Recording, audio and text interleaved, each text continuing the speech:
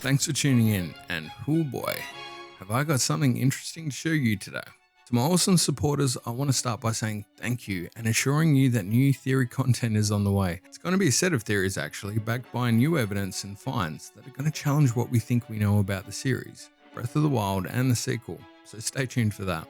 What I'm about to share is less of a theory and more of an observation.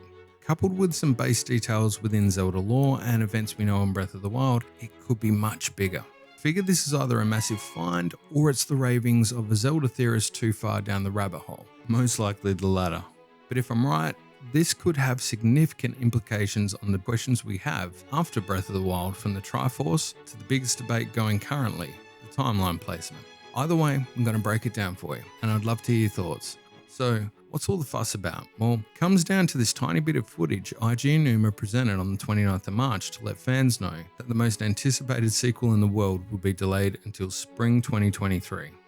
The news was met with a mixed reaction, but can generally be described as disappointment. I'm not here to talk about the delay, but if this theory is correct, then our man Mr. Auonuma managed to slip in the biggest clue yet about the sequel. And if he did, I'd say it was intentional. It all comes down to this tiny bit of clothing that Link is wearing, and in particular, the Triforce reference to the base of his tunic. If you're thinking to yourself, yeah, I saw the triangles too, what's your point? Then I'd ask you to take a second look. Have you noticed anything about the pieces yet? Anything Triforce related? A triple Triforce perhaps? If you're still puzzled, I hear you. It certainly doesn't look like three Triforces at first. But what if I showed it to you like this? To be fair, I haven't been able to come up with a good name for it yet, but I've dubbed it the Timeline Triforce. Sounding crazy yet? Perfect. So this find didn't come from studying the clip relentlessly, nor do I think anyone's gonna find it by that method. But if you happen to be researching Zelda lore, theorizing, reading opinions from 15 years ago, blah blah blah, and generally trying to answer some of the burning questions that we've all got, you might have found it the same way I did. Without giving too much away about upcoming content, I've been trying to align a few major narrative aspects from Breath of the Wild with the series as a whole, and to a large degree stumbling through the thickets most of us do when it comes to diving down the rabbit hole. 35 years worth of gaming's greatest stories as they contradict and challenge every concept you think you knew, from time travel to geographical movement. But the timelines within Zelda remain the biggest conundrum that simultaneously baffles newcomers whilst polarizing long-term fans. When Breath of the Wild was released, it demonstrated aspects familiar to fans of the series. Iconic places from the Temple of Time to Death Mountain, callbacks of older enemies like Lynel's, and even mixing races like the Zora and the Rito. The problem with all the nostalgia lies with the fact that, following the publication of Hyrule Historia and the release of Skyward Sword, Nintendo had staked a claim in the Zelda history books known as the Timeline Split. Put simply, depending on the outcome of 1998's Ocarina of Time, the games followed one of three distinct timelines. The driver of the split came down to the time-travelling mechanic at the centre of the game, the titular Ocarina.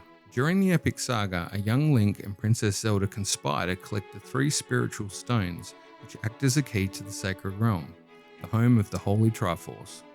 Link was set on this task by the Great Deku Tree, and further spurred on by Zelda, who dreamt that a Gerudo leader named Ganondorf planned on taking the Triforce for his own nefarious means, the overthrow of the kingdom and total rule of Hyrule.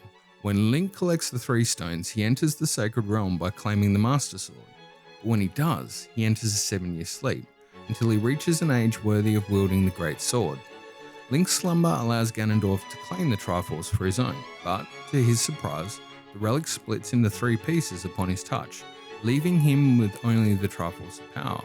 It's explained that this is because the Triforce, agnostic to good or bad intentions, demands a balance of the three virtues of power, wisdom, and courage before it will grant the seeker any wish their heart desires. If found by someone with an imbalance of these virtues, it's explained that the Triforce will separate, leaving the victor with the piece of the Triforce representing their true desire, and seeking out those chosen by destiny to wield the other two. In Ocarina of Time, the Triforce of Wisdom chooses Zelda, and Link is chosen as the bearer of the Triforce of Courage. The section remaining with Ganon gives him true power, and with it he is able to conquer Hyrule, devastate the kingdom, and leave it in a state of utter chaos. Now as an adult, Link works to free the six sages from Ganon's grasp, and unites with Sheik, aka Princess Zelda, leading to a final showdown with Ganondorf, and finally his beast form, Ganon. The battle has three outcomes. Where Link wins his fight against Ganon, Princess Zelda chooses to send Link back to his childhood before his 7-year slumber, which creates both the child timeline and the adult timeline. Where Link is defeated by Ganon, however, Zelda, the 7th Sage, combines her powers with the other sages to send Ganon to the Sacred Realm, creating what is known as the Fallen Timeline. And so ensues a series of adventures down 3 unique scenarios that directly follow the outcome of Ocarina of Time. And then with the release of Breath of the Wild, the callbacks to past games mentioned earlier all pointed to different timelines, and so the debates began, until the publication of Masterworks and the official stance from Nintendo came to the rescue by confirming that Breath of the Wild sat firmly at the end of all 3 timelines. To this day, this flow can be observed on the Japanese official site, showing that no matter which timeline you follow, it ultimately ends with Breath of the Wild. So the argument was settled, right? Well, not even close. If anything, this spurred on more debate. Did it mean that the timeline had united again, or did it mean that no matter what the events of each timeline, it would somehow result in the scenario of Breath of the Wild? Masterworks placed the events of Breath of the Wild so far down the chain that any prior events were just considered the era of myth, somewhere in the distant past. As far as placement goes, it couldn't be any clearer than if it was announced as a long time ago in a galaxy far away. It remains now one of the biggest mysteries as we head into the sequel, along with the location of the series staple Triforce, and finally the Master Sword, a weapon once required to defeat the original evil incarnate Demise and his reincarnation Ganondorf. So how does this all tie in with the Tri-Timeline Triforce theory? Well, it all comes down to the fate of the Triforce in each timeline prior to Breath of the Wild. Although other games occur after those I'm about to mention, they don't feature the Triforce, and the events come from Hyrule Encyclopedia, released in 2017 in Japan as part of the Goddess trilogy of publications. Theorists will agree that this series, and indeed Masterworks, acts as a secondary guide to events following in-game story and dialogue. Even still, errors and contradictions exist, although unless otherwise stated, they're a magnificent place to research the myriad of lore surrounding the series. Now, as far as the Triforce goes, the last noted references are featured on page 13. Firstly, we have the Fallen Timeline, where The Legend of Zelda and the Adventure of Link, commonly known as Zelda 2. We see Link being called into the fray by Zelda's nursemaid Impa. Link seeks out the shards of the Triforce of Wisdom and defeats Ganon, claiming the Triforce of Power. In the sequel, Link learns of a third piece, the Triforce of Courage, which he obtains from the Great Palace and awakens the sleeping Princess Zelda.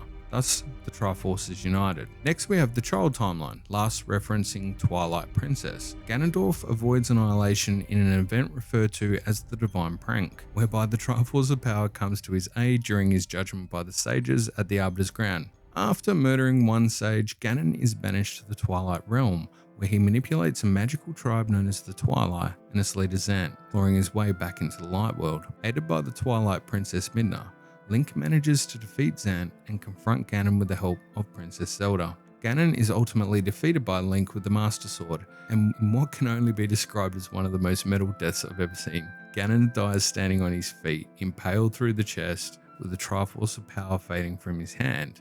Hyrule Encyclopedia states the Triforce remains separated. Courage remains with Link, Wisdom with Zelda, and Power with Ganondorf, in brackets, eliminated. Yes, you heard that correctly. The Triforce of Power remains with Ganondorf after that ending. Make of that what you will.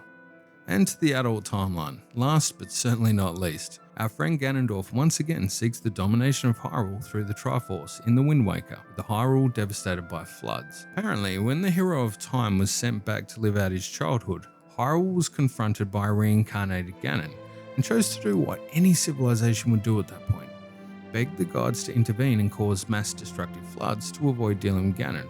The ending sees Ganon on the verge of victory, about to grasp his wish and claim the Triforce, when he is totally outplayed by this guy, King Daphnis of the Silent Shoes, aka the King of Red Lions, who beats him to the punch and wishes for, you guessed it, another flood of epic proportions to defeat Ganondorf once and for all.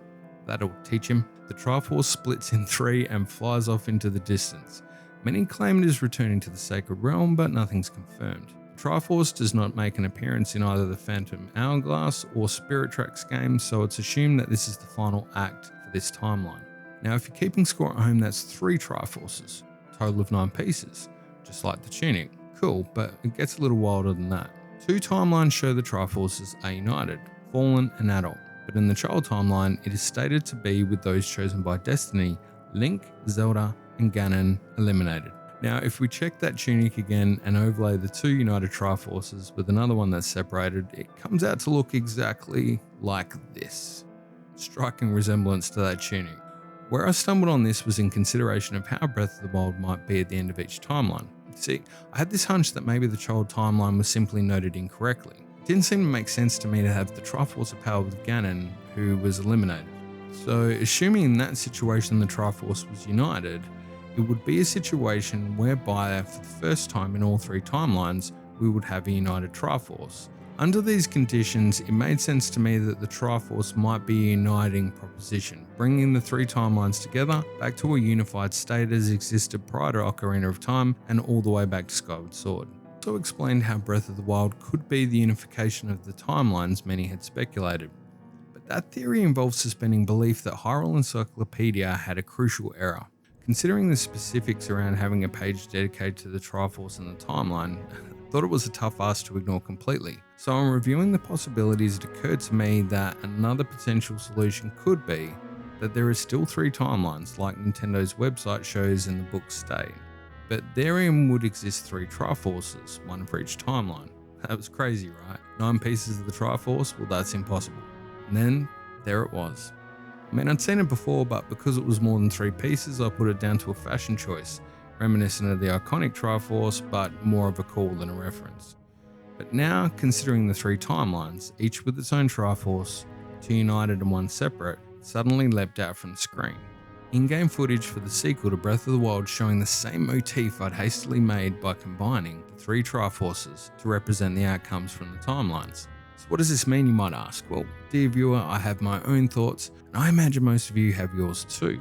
And in the spirit of this channel, and welcoming fans to be creative and a safe space to share your theories, I think it's better if I take a lead from Nintendo and leave it open for now. It could represent all 3 timelines. The goal could be the unification of them, or it could even open up the possibility of traversing a Hyrule from each part of the timeline to collect the pieces. A definite possibility considering the iconic references already seen in Breath of the Wild and the obvious Skyward Sword call out we're seeing in the sequel trailers. One comment I read from someone on my last video mentioned how it would be a really cool idea if this Ganondorf had the combined knowledge of all the timelines, creating a super Ganon of sorts. I thought that was insanely cool. With this find, that idea is not so far-fetched now. Think about it. 3 timelines coming into play in some way in the sequel to Breath of the Wild. Suddenly, the development cycle and the delays make a whole heap more sense. And if I happen to be on the money, Nintendo, from me, take all the time in the world you need to make this a reality. Now, turning my excitement down from 99 to 12, there's every chance that this is a coincidence, maybe even an Easter egg. I'm more than willing to admit the possibility, and please don't take this theory as fact. That said, I'm keen to know your thoughts. Do you agree or disagree? And if you agree, what would you be most excited to see? And if you disagree, well, that's cool too, but let me know why and what you think might happen. To be clear, I don't live in any timeline camp other than the one that accepts all ideas and celebrates them, regardless of whether I personally agree or not. I'll leave you with this speech, a select memory from Princess Zelda. It's a cutscene that's been the spark to set debate afire regarding timelines in the past, but for me, today, suddenly it's taking on a new meaning. I hope it does for you too. Thanks for watching, stay safe. Look forward to seeing you again soon here on GameSmiths. Hero of Hyrule, chosen by the sword that seals the darkness. You have shown unflinching bravery and skill in the face of darkness and adversity, and have proven yourself worthy of the blessings of the goddess Hylia. Whether skyward bound, adrift in time, or steeped in the glowing embers of twilight, the sacred blade is forever bound to the soul of the hero. We pray for your protection, and we hope that the two of you will grow stronger together as one.